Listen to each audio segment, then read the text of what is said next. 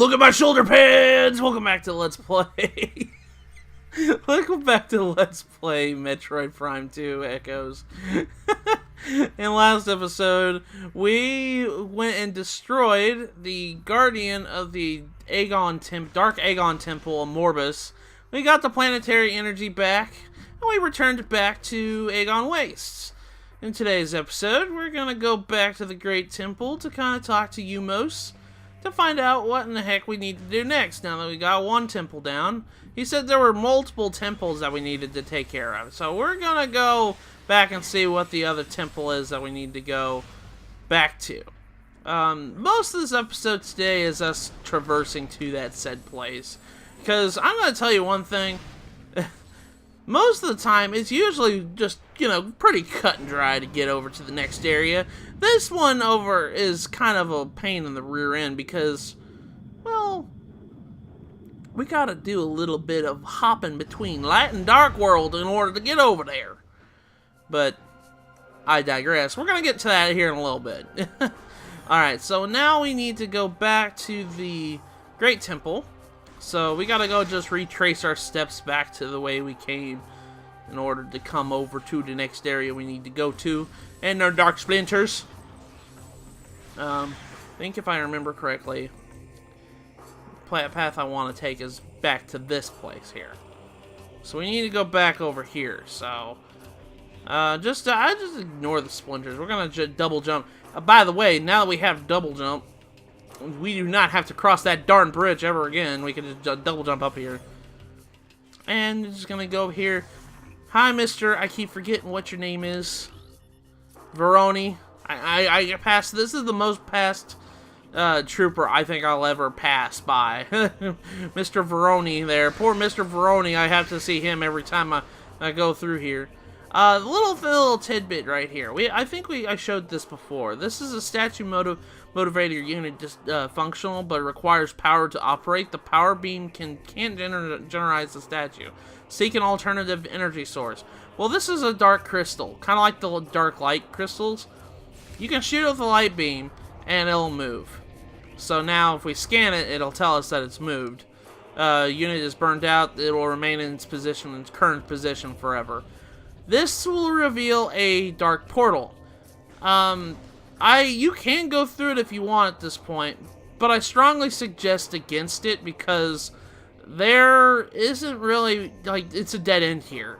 As soon as you pop into Dark Ether, well, there's nothing for us to do because we don't have the abilities we need in order to progress through there. So it's kind of a dead end and kind of a waste of your time. So don't even bother going into it right now. We will be coming back much later in the game through that portal, so don't worry about us never using that portal. I frankly don't go into it at this point when I'm in my route to play through the game. I mean, you can if you want to go explore. I'd rather lead you guys on the right path than the wrong path. But while we're here in this room, we can get a pickup. Now that we have double jump, we can jump up onto this cliff. And you guys probably saw... Oh, if my camera would not weird out on me when I'm jumping, I better use the tactic I was talking about. If you jump up here, you can get up here. There was a missile tank all the way over there, but now that we have double jump, we can actually go and access it. So you just follow this corridor around the corner. Soon you'll come into a morph ball hole, and you just come over here and you snag it. So you just need double jump for this missile expansion. So pretty easy. And see, just make sure you grab it before you go too far. That's all I gotta say on that. But now we need to go back and talk to U-Mos, because he's the only one that gives us access to go to the area that we need to go to. So, actually, I don't even think you need to go talk to U-Mos. I mean, speedruns. I don't know if speedruns do it. They might. I haven't watched too many Metroid Prime 2 speedruns. I mean, I say that, and I know speedrun tricks from this game, like the ghetto jump. I love saying that name, by the way. The ghetto jump can only be, performed on, sloped surfaces. So pretty much, it's like the hitbox of the wall. It's something to do with the collision factor of Samus jumping. And it's kind of funny when you really think about it. I love the name. They named it the ghetto jump. But actually, while we're here, now that we have bombs, we can jump up here. Hallelujah! If we come up here, and we go into this corridor, there's another missile expansion at the end of the wall here. Be sure to grab this before you go any further. We couldn't do this before when we were in this hallway because we didn't have bombs yet. So, that's why we can go do it now. It's nice to come back all powered up and gotten all these abilities. We can get all these pickups that we couldn't before. So, that's kind of cool. That's kind of cool. That's why I like Metroid so much. Because then you remember, you know, you look at this stuff, it's like, oh, well, I can't do this just yet. You come back and you get an ability, you're like, oh, now I can do it. That's one reason why I like Metroid so much. And I know Legend of Zelda's kind of like that too, in a way. Alright, so let's go talk to U-Mos.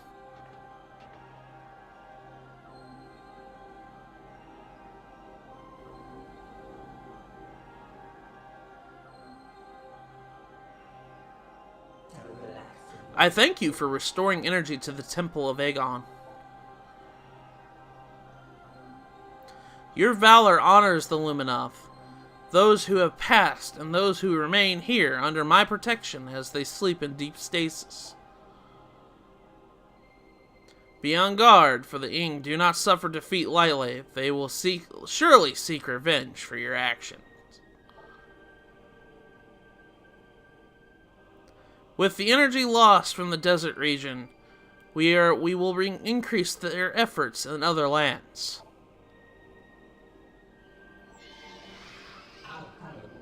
I have detected unusual amounts of Ing activity in the Torvus sector. The enemy is on the move.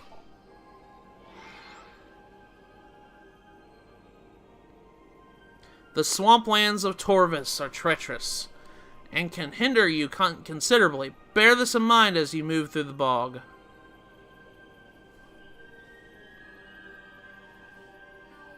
Seek the Temple of Torvus. More knowledge awaits you there. May the light of Ether serve you well. And sure enough, there we go. We got our next point of interest that we need to go to. Couldn't find the word there. We need to go to Torvus Bog. Torvus is, like you said, a swampland. It's like a wildlands.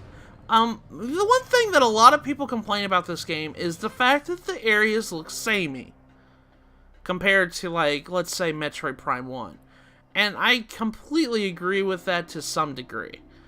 But, like, I'll get more into this later, but we have the Amber bilingual device thing. We can scan this one. It says Pathway to Torvus. Beyond the pathway to Torvus sector lies. If you have the Amber hologram thingamabob that you got from Aegon Waste, you can come through here. That's why I think you don't have to talk to U-Mos. You could just go on your merry way. But the thing is about Metroid Prime 2 that I like compared to Metroid Prime 1 is it has a lot of areas that you wouldn't think of, environments that the first Metroid Prime didn't have. Like, Metroid Prime had a snowland, an Arctic area, magma lava center area, mining facility, and a lot of other things. Like, it had all that, and just in a regular old overworld. Well, Aether has, you know, it has a desert, it has a swampland. That's something we didn't see. It's a swamp. And the last area is pretty cool, and I like it, and I'm not going to spoil what it is until we get to there, but yeah, I think Aether did a good job of diversifying the landscapes here, compared to the first game. These guys are Harmony-class drones. These guys, they do not like the dark beam, so if you use the dark beam, you'll kill them pretty much easily. But if you get close to them, they'll start to suck in energy, because they get attracted to energy. These guys were in the first game too, so. But be sure to scan those guys. I don't think they're around too much, except only in that hallway. I might be wrong.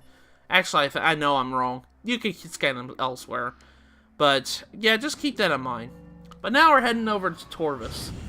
But yeah, that's one reason why I think this game gets a lot of hate for being... A lot of people say it's samey.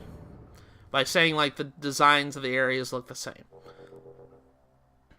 And I agree that, like, Aegon Waste and Temple Grounds don't look too different from each other. I kind of agree with that. But, you know, there's other cool areas in this game it has to offer. This kind of popped us out. We haven't been in this area. The closest area we got is our landing site. Now that we can come through here, unlock this door. And sure enough, more War Wasp. I'm going to go ahead and destroy your guys' house, because screw you guys. Screw you guys, I want to kill you guys. Of course, I said that last episode. I mostly just would like to ignore most of these guys, but I don't know. I need to be in this room, because there's something here I need to get. There's a half pipe here. We won't have an ability to go through half pipes until here in a little bit. But just above there, there is a lore right there. This is, for the Luminoth lore, the Age of Anxiety. Be sure to grab this before you go too far, so... There is sandbats flying everywhere. But we need to go down this way. If you try to go down the other way that I mentioned there, you're going to be greeted to a green door. We do not have access to those types of doors just yet. We need another weapon in order to open those, so just be sure of that. And we get introduced to the Hall of Eyes. I think this is what it's called. Yeah, Hall of Eyes. There's eyes all over the floor, or all over the wall. I don't know why I said floor. Meant to say wall. And sure enough, there's a lot of War Wasp homes here. But, like I said before, there's a green door right here. So it's just like, well, what the heck? Both ends are blocked out with green doors. We can't access it. What they're wanting you to do is go through this dark portal and jump through dark ether. That's what they're wanting you to do. So like I told you, we're going to be doing a lot of jumping in, jumping out of dark ether here in this episode. So now we're in dark ether. This is the base access. One of these is a green door we can't go through, but we can go through that door right there. So we gotta go. That's the only option we have to go through. So alright, so just like in the other room, there's an Inkclaw. I will mention that the toxins, the dark toxins, the Inkclaws make, they don't drain your health anymore because you have the dark suit. And there is a mutated Ingworms right here, kind of blocking access. In the light world, there's a door right there. That's what those mean. Yeah, the toxins right here kind of don't hinder you as like they did in when you had the Various suit. So it's a good thing that you had that. Okay, when you get to this part here, scan these eyeballs. These are logbook entries. These are the corrupted sentry eyes. Pretty much best way you could do it to make them stop shooting their lasers is to just shoot them, and then they'll be stunned for just a couple of seconds, and you can just go on your merry way. But be sure to grab those guys before you go too far, because, well, I'm trying to get the logbook entries as much as I can here, so you guys will hopefully follow along. I think right now, if we pause the game real quick, we're 47% scans, so we're about half done, so that's pretty cool. If we scan this thing, it's an Luminoth supply transport. Unit designated to ferry troops and supplies. Unarmed unit composed of durable alloys left behind by the Luminoth. The thing is, though, it's kind of locked in place to this thing here. Locking unit is part of the safety system. Release the unit by energizing nearby bomb slots. When 4 locking units are released, the transport will be clear and energizing to move. Okay, so what we need to do is we need to actually come right here. And this area is a safe zone. As soon as you go in here in morph ball form, this whole area is a safe zone. So, as soon as you leave, we need to actually come over here and activate these bomb slots. But you have to do them in certain order. You have to come up here and you go on the far ends of each one and kind of make a rotating circle around this area. See this door locked behind here. So I can't go that way. So what I need to do is I need to go in this rotating, like, circular motion. You can either go counterclockwise or just regular clockwise. So Now we just need to go the other way around. And come down this way. And then we're just gonna go and see if I bombed. Actually, I need to go all the way down here. Yeah. Well, actually, no, that'd be wrong. That'd be wrong. I'm gonna guess I'm gonna be doing it wrong here. Yep, that door locked. Well, guess what? I trapped here. So that means I have to kind of unlock the safety measure here. So I need to actually do it in a circular motion. I think I kind of screwed this up, but I might not have. I think this kind of locks the door. Yeah, this locks the door too. Okay. All right. So what needs to be done is you need to do it from that point, that bomb slot right there. I always screw this one up. I don't know why I always screw it up, but every practice run I do this game, I always screw up this locking mechanism portion. Alright, so we need to go back up here. And we need to unlock the feature here. There we go. And then we need to come all the way down here. And unlock it here. And I do believe if I go right here. Yeah, if I go all the way down this way. I'll blow it up and lock it right there. I wasn't going to go that way anyways. And then come down here. Blow it up and lock the door. I wasn't going to go that way anyways. And then finally do this right here. And that'll unlock all four of them. There we go. Now the mechanism will work. Gosh, like I said, I always screw that up. I don't know why I do, but I always do. So... Alright, let's go ahead and jump into here. As soon as you come here, you're going to be locked in place. And you can only aim your cannon forward. So pretty much what to do here is you're going to shoot a bunch of night barbs coming out this way. They're going to come flying right into you. Avoiding damage is kind of silly. You're going to take damage here. I promise you that. You're going to take a lot of damage here because... unless you have really fast pea shooter fingers, you're going to take damage. But, as soon as you come through here, you'll have access to the light portal right here. And I don't know why I went in Morph Ball, but you'll have access to the light portal. So let's go back to light ether. Light ether. I should just say regular ether, because there's no such thing as light ether. They never call it light ether in this game. It's just regular ether. Dark ether is the one that's the oddball. Remember that, guys. Alright, so, unfortunately in this room, it's inhabited by space pirates. And they're all gonna be, you know, Dark Commando pirates again. But you know what? I kind of screwed that up with the phase-on thing, but that's okay. I think these guys don't like light beam either. Yeah, these guys don't like light beam. Alright, so now we're back into this room here. We pretty much bypassed the green door. We're gonna keep going on our merry way down this way. I'm gonna be using power beam a lot just to save ammunition. I know I said there's essentially you have infinite ammo in this game, whether or not the game tells you you don't or not.